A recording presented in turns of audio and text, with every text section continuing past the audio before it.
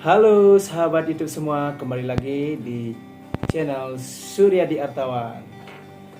Nah, hari ini saya mau apa istilahnya ya, berbagi tentang perjalanan saya selama menjalani YouTube, atau kalau bahasa kerennya menjadi seorang YouTuber. Sebenarnya YouTuber itu adalah orang yang membuat konten. Jadi semua orang yang membuat konten di YouTube itu bisa disebut dengan YouTuber. Jadi tidak harus orang-orang yang sudah sukses menghasilkan itu panggil YouTuber. Nah, seperti itu menurut saya pribadi sih. Hari ini saya mau ngomongin tentang perjalanan saya setahun lebih ya bermain di dunia YouTube ini atau menjadi YouTuber ini. Biar keren sedikit. YouTuber ini. Jadi dari awal mula, terus apa sih yang melatar belakangi bermain YouTube dan sampai 1 tahun ini, sampai mana pencapaiannya. Nah, seperti itu. Jadi jangan lupa like, komen, dan subscribe-nya ya jika kalian suka dengan topik pembahasan hari ini. Oke, kita lanjut. Nah, yang pertama adalah apa yang melatar belakangi saya itu bermain YouTube. Awalnya saya bermain YouTube itu sebenarnya bukan langsung ke YouTube, tapi saya membuat cover-cover lagu lewat handphone yang saya upload di medsos saya, di Facebook saya dulu pertama. Nah, di sana penontonnya lumayan bagus, habis itu komen-komennya juga lumayan membuat saya termotivasi untuk membuat video lagi. Itu belum pengen masuk YouTube ya. Nah, jadi saya membuat beberapa cover. Habis itu saya akhirnya tertarik menjadikan kenapa saya nggak upload aja di YouTube, siapa tahu nanti lebih banyak yang mendengar dan melihat. Itu awalnya. Akhirnya saya memulai YouTube, membuat akun YouTube dan bermain YouTube.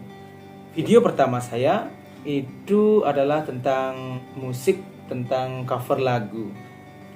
Tapi ternyata bermain YouTube itu nggak segampang yang kita kira, atau yang saya kira. Tidak segampang seperti apa yang saya pikirkan.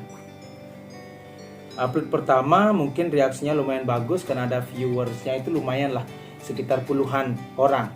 Itu saya anggap sudah sangat baik lah buat saya, seorang YouTuber yang bukan siapa-siapa terus mengcover lagu. Habis itu ada beberapa komen juga masuk membuat saya termotivasi lagi. Nah, selanjutnya saya terus melakukan hal seperti itu, tetapi viewernya malah menurun. Entah apa penyebabnya, mungkin karena pertama, waktu saya membuat YouTube pertama itu saya menggunakan handphone. Jadi ini buat teman-teman yang ingin memulai membuat konten atau menjadi content creator atau menjadi YouTuber, selalu berpikiran tentang kameranya harus bagus, audionya harus bagus, dan segala macamnya harus bagus, mahal segala macam. Seperti itu. Ternyata tidak. Banyak YouTuber yang senior atau yang sudah view-nya sudah sampai ribuan lah, itu masih menggunakan handphone sebagai alat recording dan audionya. Nah, memang kebetulan mereka adalah orang-orang yang sudah terkenal ya, tetapi mereka mempercayakan hasil recording dan video mereka itu lewat handphone. Nah, seperti hari ini yang saya gunakan, hari ini adalah handphone saya lagi. Kenapa? Nah, ini karena setelah setengah tahun, sekitar 6 bulan, saya berpikir untuk membuat konten perjalanan atau traveling dan juga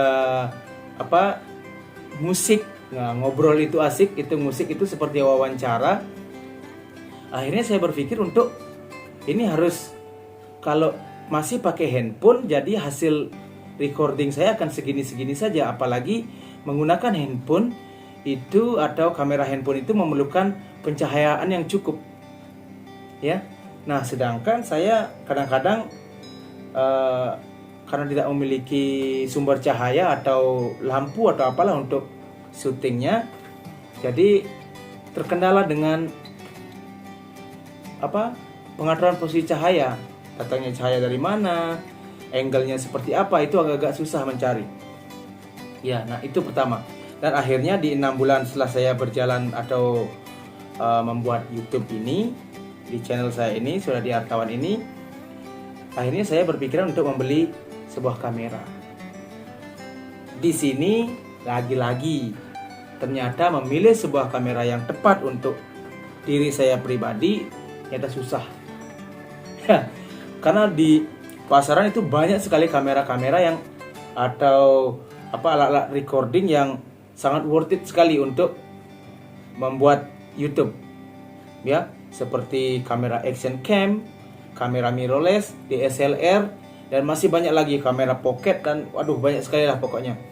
Itu saya search di internet, saya cari-cari yang pas untuk saya dengan budget saya juga. Nah, ini paling penting ya buat teman-teman, dengan budget yang kalian miliki. Akhirnya saya membudgetkan uang dulu untuk membeli sebuah kamera yang nantinya saya buat untuk produksi video saya ke depannya. Gambar yang dihasilkan di video saya ini akan lebih menarik lagi, lebih tajam lagi, dan tentunya berimbas ke orang-orang yang menonton. Nah,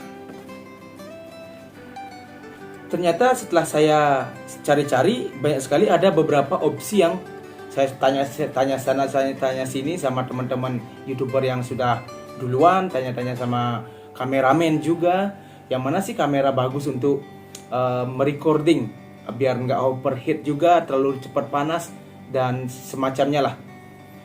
Akhirnya saya diberikan beberapa pilihan. Yang pertama adalah dari brand Canon, habis itu yang kedua dari brand Nikon, ketiga dari Sony, habis itu yang keempat dari Fujifilm,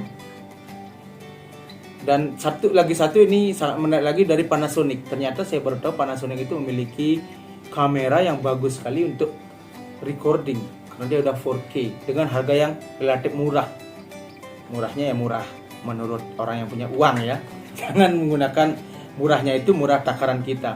Jadi kalau kita bisa beli itu dianggap murah. Nah, seperti itu kalau pendapat saya. Nah, akhirnya saya cek apa yang saya butuhkan. Di bulan ke-6 akhirnya saya membeli sebuah mirrorless. Nah, kenapa saya memilih mirrorless bukan DSLR atau kamera pocket atau action cam? Padahal kalau action cam loh ya, ini sangat kecil sekali dan mudah dibawa kemana-mana. Itu yang pertama. Terus kalau pocket ya sama, kecil juga bentuknya dan hasilnya juga lumayan bagus. Tapi akhirnya saya memilih mirrorless. Kamera mirrorless atau kamera yang DSLR yang diperkecil lagi atau dibuat lebih compact. Nah, kembali lagi ke mirrorless, saya udah pilih. Ternyata mirrorless banyak sekali pilihannya. Dan saya lihat di YouTube orang-orang yang sudah terkenal ternyata lebih banyak memilih Sony. Ya. Saya cek harga Sony ternyata lumayan mahal juga. Jadi dari budget yang saya sudah buat ternyata nggak masuk budgetnya. Saya sudah mulai pusing ini apakah saya beli mirrorless apa enggak. Itu di bulan ke-6 beli ya. Jadi sebulan sebelum membeli atau ya hampir 2 bulan lah mungkin atau sebulan setengah lah sebelum membeli itu saya sangat bahasa sekarang galau ya. Galau. Jadi beli mirrorless apa ini yang bagus, saya searching kemana-mana, saya lihat review dari orang-orang ternama, orang-orang terkenal di YouTube channel mereka, dan membeli sebuah mirrorless yang saya gunakan sampai sekarang, yaitu ini dia mirrorless saya. Jadi ini kamera yang saya pakai sekarang ya, kamera ini adalah kamera kepunyaannya Canon. Ya, ini saya buka dulu lensanya ya. Saya taruh dulu. Jadi ini adalah lensanya, ini adalah kamera mirrorless milik Canon itu dengan kode EOS M50. Ya, ini EOS M50, sangat kecil sekali. Nah, kenapa saya memilih ini? Oh ya, video ini tidak disponsori oleh Canon ya. Nggak ada endorse, belum ada endorse dari Canon masuk ke sini. Ya, mudah-mudahan siapa tahu Canon mau endorse YouTuber amatir seperti saya yang baru istilahnya beranjak naik. Nah, di sini dari review yang saya lihat, Canon M50 ini memiliki bodi yang cukup mungil. Habis itu megapiksel yang besar, itu kalau nggak salah 24 atau 22 megapiksel, saya lupa. Dan memiliki stabilizer, itu yang paling penting menurut saya. Dan grippingnya, grip ini, pemegangan tangannya ini, gripping ini pas di tangan saya, jadi tidak lepas-lepas. Ada beberapa mirrorless yang saya coba, itu gripnya di sini itu lakukannya agak sedikit flat, jadi saya agak takut juga kalau handstand gini, pegang hands free gini tanpa alat, tanpa pegangan, itu agak worry juga, agak takut juga. Tapi ini pas sekali buat saya pegang. Nah, jadi saya itu terus. Nah, kalau buat nge-YouTube, karena saya nge-YouTube-nya sendiri, kadang-kadang nge-vlog gitu, M50 punya layar yang bisa dilipat, kayak gini ya. Nah, jadi ini enak buat nge-vlog nih tuh. Sekalian bisa lihat saya nge-vlog pakai, bisa dilihat ya. Nah, seperti ini. Nah, jadi itu yang membuat saya memilih M50 sebagai kamera utama saya sekarang.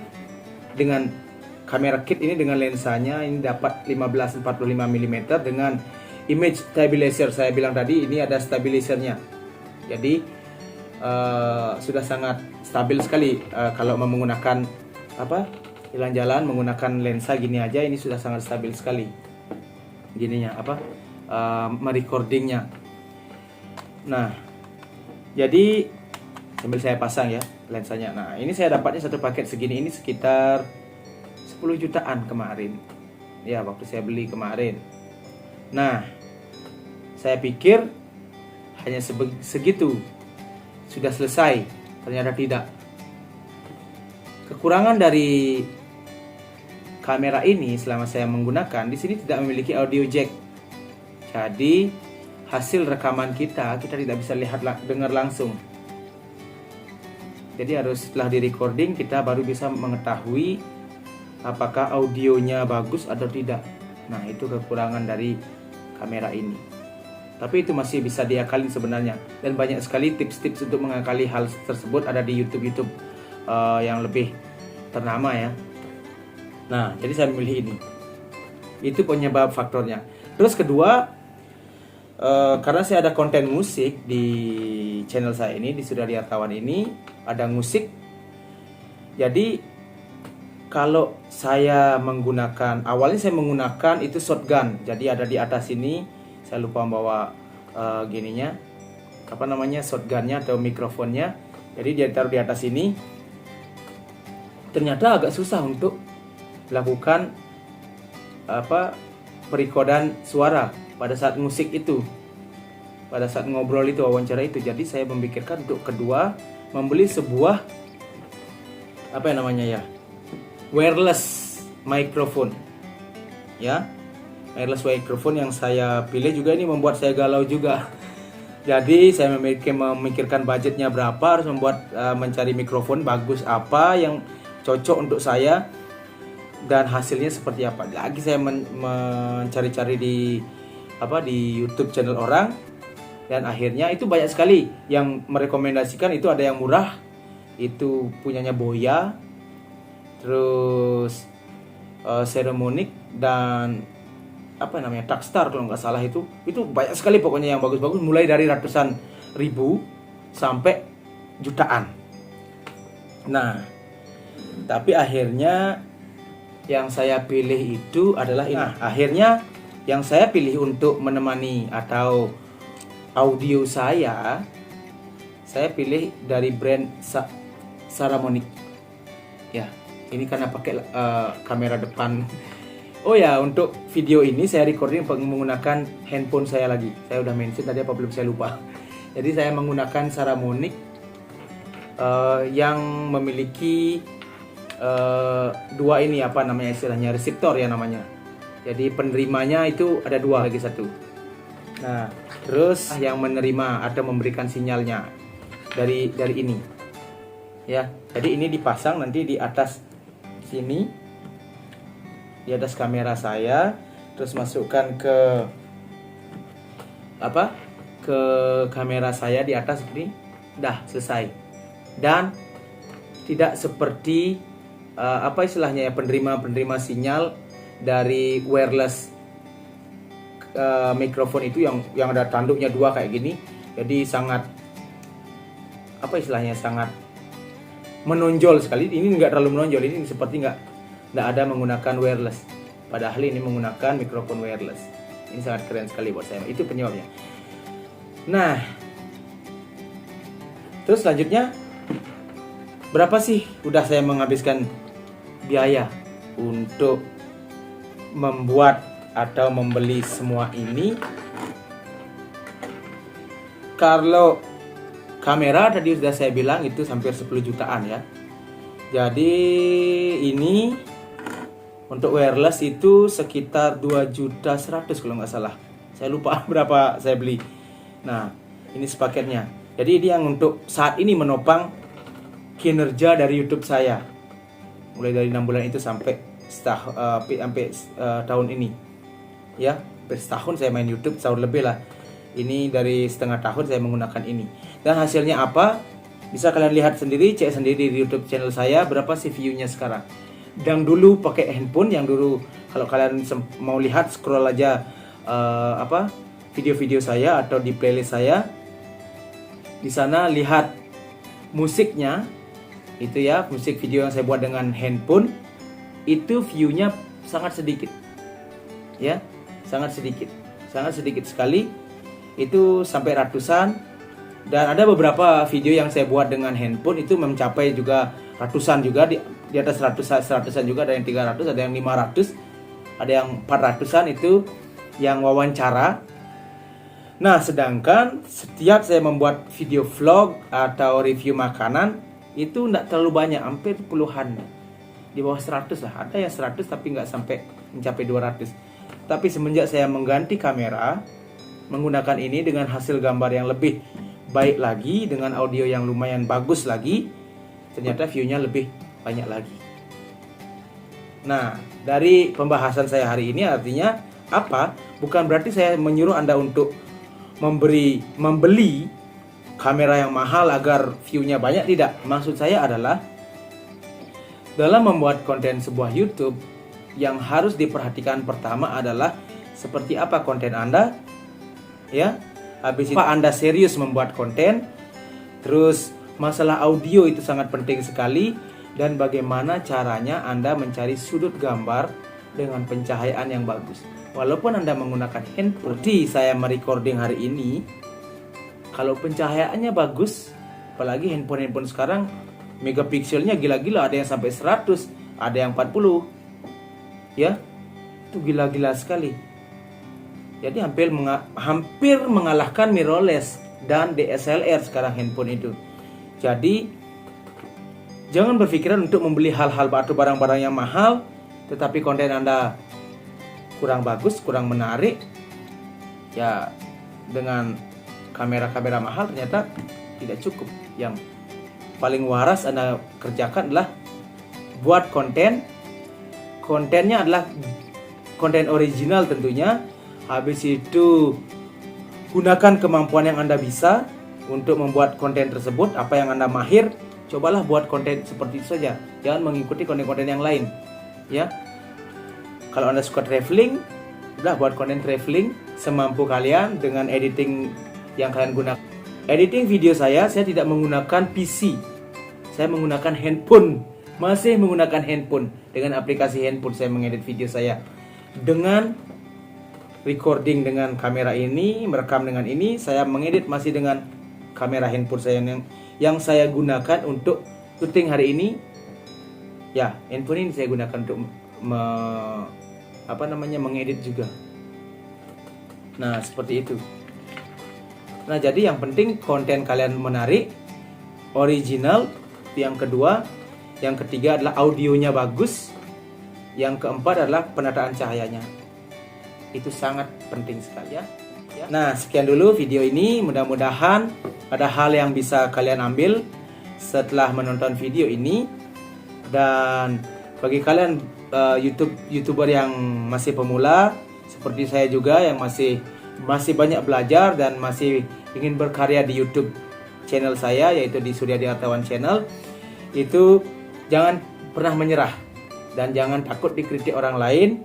Anggaplah kritikan tersebut adalah kritikan membangun yang dimana nantinya akan membuat channel kita lebih baik dan lebih baik lagi, ya.